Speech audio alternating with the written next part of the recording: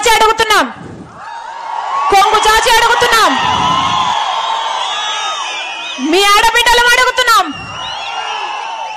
రాజశేఖర రెడ్డి బిడ్డ అడుగుతుంది, వివేకానంద రెడ్డి బిడ్డ అడుగుతుంది, మా కొంగు చాచి అడుగుతున్నాం. న్యాయం చేయండి, న్యాయం చేయండి. మీరే నిర్ణేతలు, మీరే నిర్ణేతలు. ఒకవైపు రాజశేఖర రెడ్డి బిడ్డ నిలబడింది, ఇంకోవైపు రాజశేఖర రెడ్డి గారి తమ్ముడిని వివేకానంద రెడ్డి గారి హత్య చేయించిన అవినాష్ రెడ్డి గారు ఇంకోవైపు నిలబడ్డారు.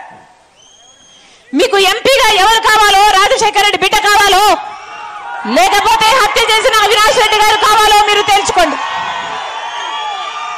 ఒకవైపు న్యాయం ఉంది, ఇంకోవైపు అధికారం ఉంది. ఒకవైపు ధర్మం ఉంది, ఇంకోవైపు డబ్బు ఉంది. మీరు ఏ వైపు నిర్ణయించుకోవాల్సిన సమయం వచ్చింది.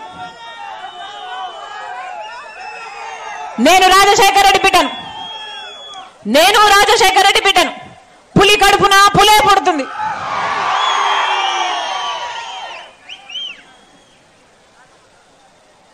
పులి కడుపున పులే పుడుతుంది.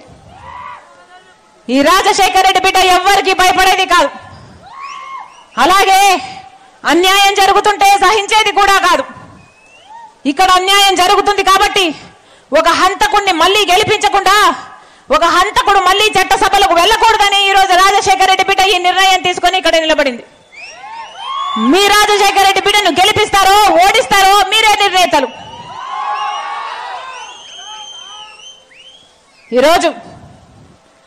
ఈ రోజుటికి 4 రోజులైంది కడప ఎంపీగా నేను నిలబడుతున్నాను అని. నేను కడప పార్లమెంటు స్థానంలో తిరగబట్టి 4 రోజులైంది. 4 రోజులు అయిందో లేదో ఈరోజు వచ్చిన వార్త, అవినాష్ రెడ్డి గారిని